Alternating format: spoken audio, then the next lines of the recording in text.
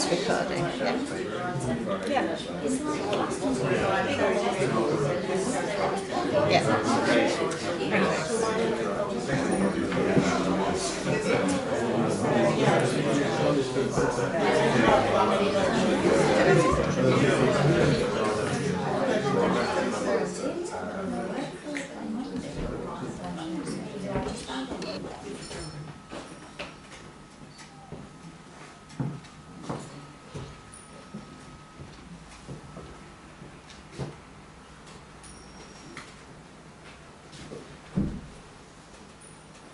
We were courting,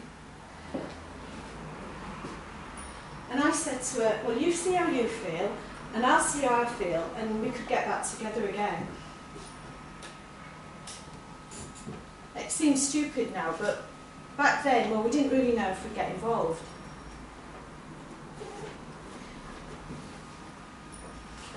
And while we were split up, I found a penny on the street, and somebody had stamped the name Barbara across the middle of it, and that was her name.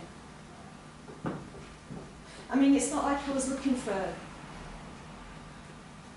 Yeah, I still got it. It's in. We have a box where we keep all these sort of things, and I'm sure it's in there somewhere. We haven't chucked it away. I wasn't looking for a sign or anything, but if I was... Anyway, I'll go and have a look for it, and if I find it, I'll bring it back in, and you can take a photograph or something.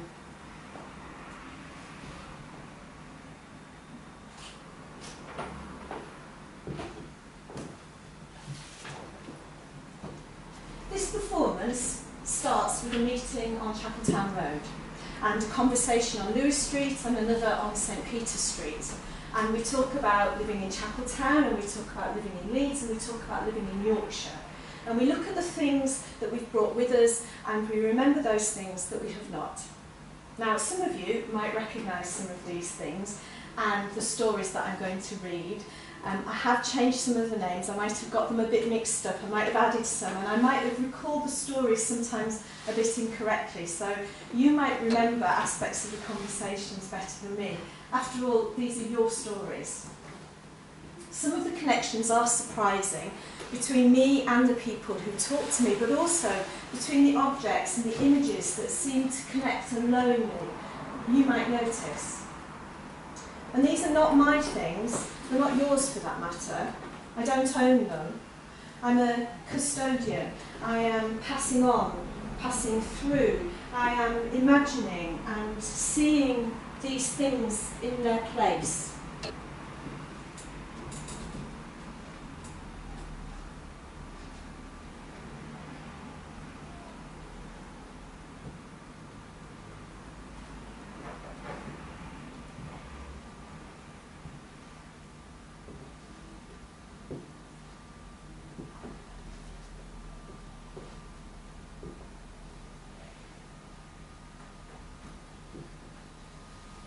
Later, these might get returned to the house, or they might get taken to a jumble sale, or put back on eBay, or put in a museum vault, or they might just get left on the street for somebody else to find by accident. I haven't really decided yet.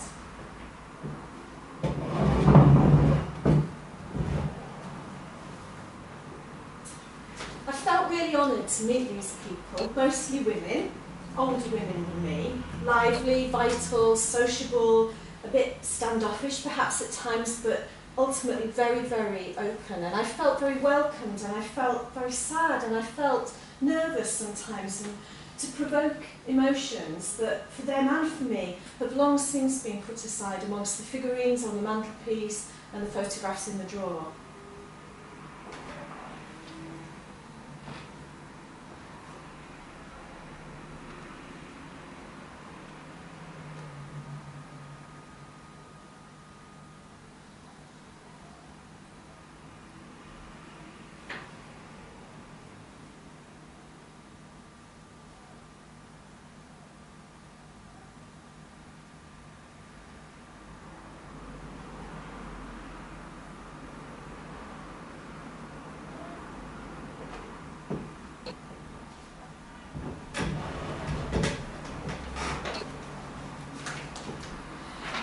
tells me about a lost brooch. It is gold. It is made in the shape of a submarine. I think this brooch is in the shape of a First World War submarine, probably an H or J class submarine. And her father was a submariner, and she wore this brooch in his memory. It is gold with a back pin and a security chain, and I think it's like this one, only a lot older. She wore it on the lapel of her coat, and it has gone. Dee says it's a complete puzzle where it is. It cannot have been lost. It cannot have been lost. It must have been snatched from the collar of her coat. Somebody has snatched the brooch from her. How else could it have gone? It had a safety chain. Someone took it from her. And I'm reminded of the loss of my own jewellery. How can it be lost? I had it in a safe place. Someone must have come in the room and taken it. How else could I have mislaid it? Small metal objects transferred between place and people, hidden in the cracks of the pavement and the cushions of the sofa, in circulation through pockets and hands and wallets and slot machines and tills and coin trays and cash bags and purses. Pass it on, let it go.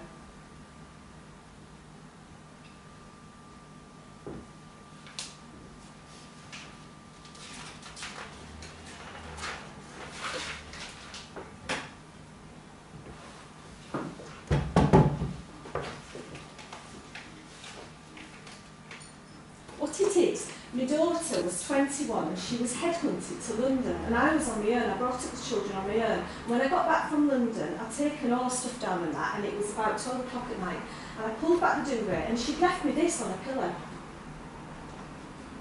And all the girls at work said, oh, I want one of them for my mum. And I said, well, you can't because she got it from America. She'd been on holiday to America and she brought it back knowing she was being headhunted for the square mile in London. And so I said to the girls at work, well, take a photocopy of it and get a penny and with a red felt tip pen, draw a heart on it. And I couldn't read it for a long time. It was punched in America. Well, they do all that gimmicky stuff, don't they, in America? It's an American scent. And she did all of that kind of stuff when she got married. She insisted that she got sixpences in a shoe, and she said to me, well, Jay's proposed to me in South Africa, and I said, oh, right. And she said, well, of course he's got to ask my dad, and I said, well, what the hell's he got to do that for anyway? And she said, well, it's what you do, isn't it? He asked for the hand in marriage. And I said, well, don't talk bloody stupid. You've been living with him for years, and you don't. And she said, oh, don't you? And I said, no, I know you like all that oldie-weldy stuff, but I said, no, you don't need to do that. And anyway, he's already got your hand and other parts as well. So she said, well, I mean, she's still married, so it must have worked. And she's done extremely well. She doesn't work in the square mile anymore. She got headhunted then to Billericay as a stockbroker, part-time, so with the children now it's ideal.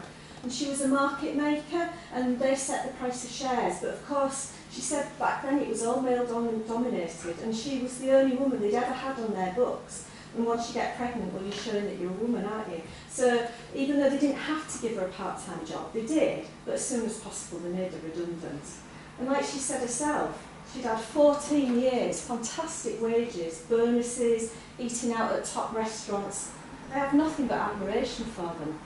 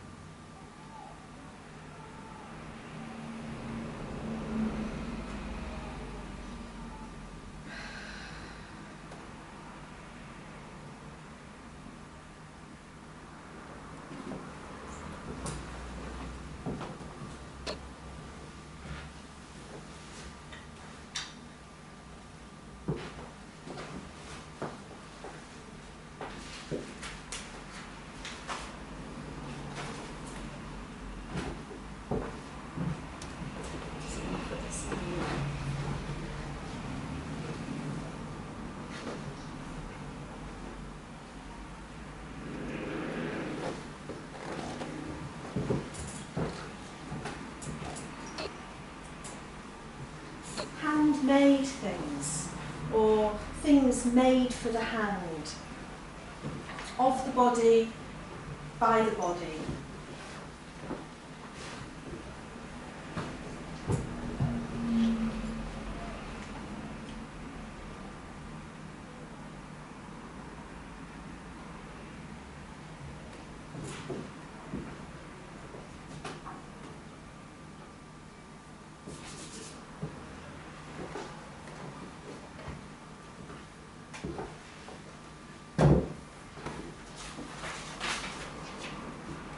This came from a good friend of mine. It's amazing how, I think we're very lucky to have good friends. I don't just mean acquaintances. There are 4 friends that are really very, very close to me. And this came from a friend of mine that I've known for only 20 years. 2 of my friends I've known for 56 years. And she gave me this because she'd been going through quite a bad time, and I just didn't feel that I was helping in any way. But I suppose by listening to her, and she gave me this because we don't see each other too often. But at the time, I know you're always there, and I want you to have this as a reminder of our friendship. So it's quite important to me. And I have a little study, and I have a photograph of the 2 of us, and I've put this next to it. And I look at it and I think, yes, good friends, it's important, isn't it? And in a way, the ones that you get in the shops, well, they are really quite tacky, but when someone gives you something like this, it's rather nice. And I think that's why it's important to me. And anyway, I could have brought all sorts of bits and bobs, and the thing is, when someone's going to clean your house after you've died, and myself and my husband have died because we don't have any of the family, well, they'll look at this and they'll think, it's all right, I suppose, I could take it to a charity shop, get 20 pence for it, but the memories are still in it.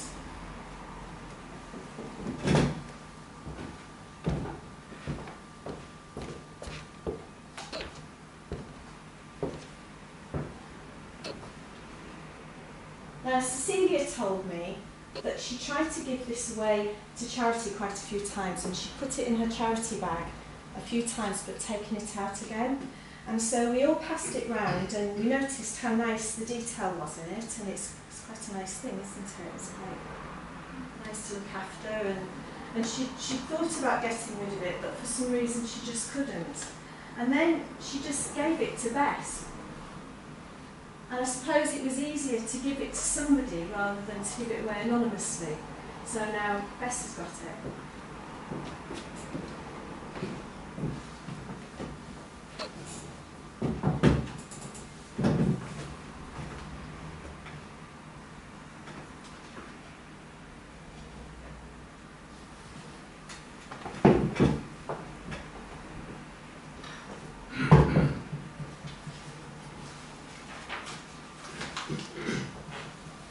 Auntie Lil had the Copenhagen mermaid on the mantelpiece above the fire where Grandad sat at dinner time, and me and my sister would come and have our lunches off our knees, and we would all watch the cedar tree on telly together.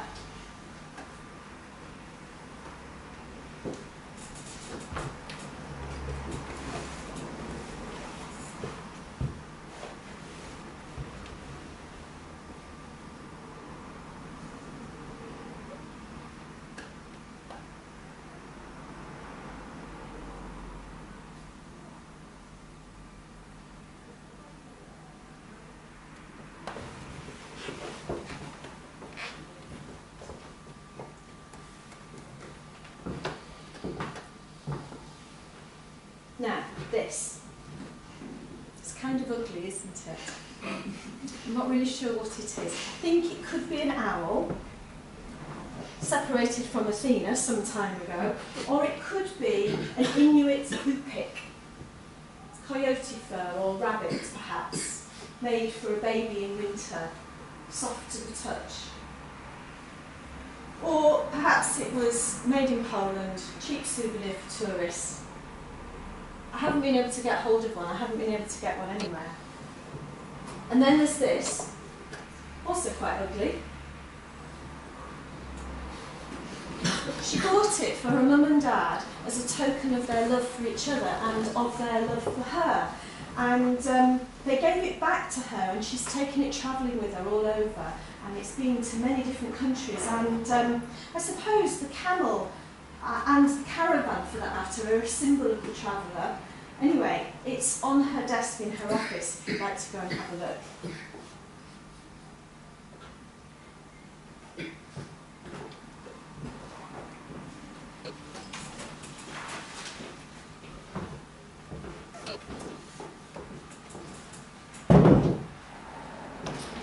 Right, so the Lost Things were a set of puppets, and these were from Eastern Europe somewhere. I don't know how my father came by them, but they were the kind of thing that needed two people. You've probably seen them.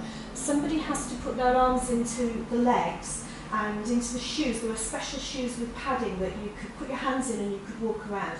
And somebody else had to stand behind with their arms over the shoulders and operate the sleeves. And the fun was, because that person couldn't see what was being done. I don't know how he came by them. My father was a collector of all sorts of things. I don't know, he must have brought them, I think he must have acquired them because we didn't have any family connections with Eastern Europe. So he must have picked them up on his travels. But what we used to do, we had a cupboard under the stairs, and we used to put an ironing board across the gap of the cupboard with a bed sheet behind and a bed sheet in front, and we get up to all sorts of antics. So I've often wondered if those people who borrowed them have enjoyed them as much as we did. And then my father lent them to somebody, and we never saw them again. And well, we're talking over 50 years ago, and they were old when he got them. So you're right, somebody must have brought them over from Eastern Europe, and my father would have bought them off them. He was a prude man, and when things got quite bad in the 1930s, I think he did help people out from now and then, tokens and taking something off them, but they definitely weren't English.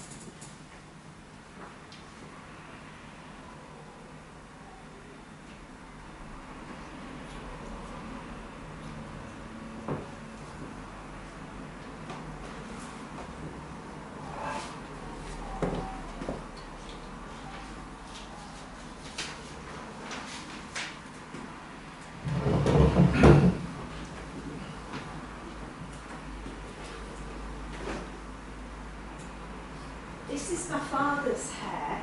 He was born in 1896, and that's my sister, who was born in 22. She was actually offered a place at Alicia Markova's Cours de Ballet, but my father wouldn't let her go. She was only 13 or 14, and he said, "My daughter, I'm not going to let her travel." So it was 150 years ago at least. That's the boy in the photograph, Sydney. Well, his actual name was Solomon, but he was always known as Sydney. And my grandmother, his mother, was always known as Jane. I'm not sure that that was her name she was born with. And he was born in 1896, and he went into the First World War. And he spent some years in France. He got badly wounded just before armistice, but never spoke about it. He did have a little diary, and I remember reading he went into action with something like 500 people and came back with only 200. But it was a question of, I suppose it was wonderful that they came here, then where they were, because at least they could stand up for themselves and do something about it. Really, it's so difficult. He never spoke about it. His parents came from somewhere in Russia, Lithuania, on the borders there, like so many thousands of others, Jewish family. So really, I can't tell you a lot about him. But there you are. Things get lost. On the other hand, does it really matter? It doesn't really matter, as long as you're able to live a decent life yourself and not do anything that you might be ashamed of. What more can be done?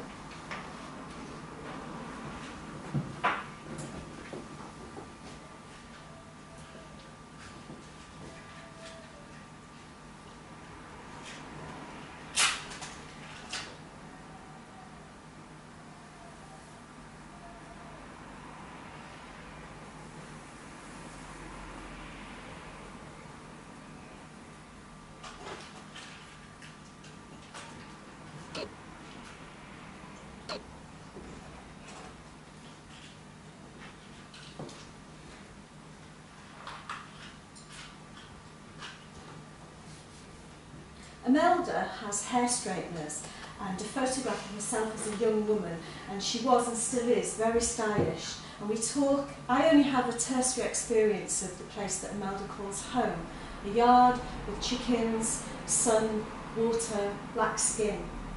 You live here and I live there. I lived here when I first came in the 60s, and are you on there? A little bit further out, Chapeltown, Burley, Headingley, Moortown, Woodhouse, Gledow, and we all lived in that house together. In St Kitts, you got your own house, you got your own room, and when the weather was hot and if the water's calm, you can put on your swimming costume and just go before you go to school and swim and come back and have a shower. And she heats the irons in the fire, and your sister holds them close to your scalp and twists the hair into a smooth wave, and the smell of hair oil permeates the living room, and your sister's jiggling in time to the music on the radio, and you yelp out as the irons touch your skin, too much, you're singeing it.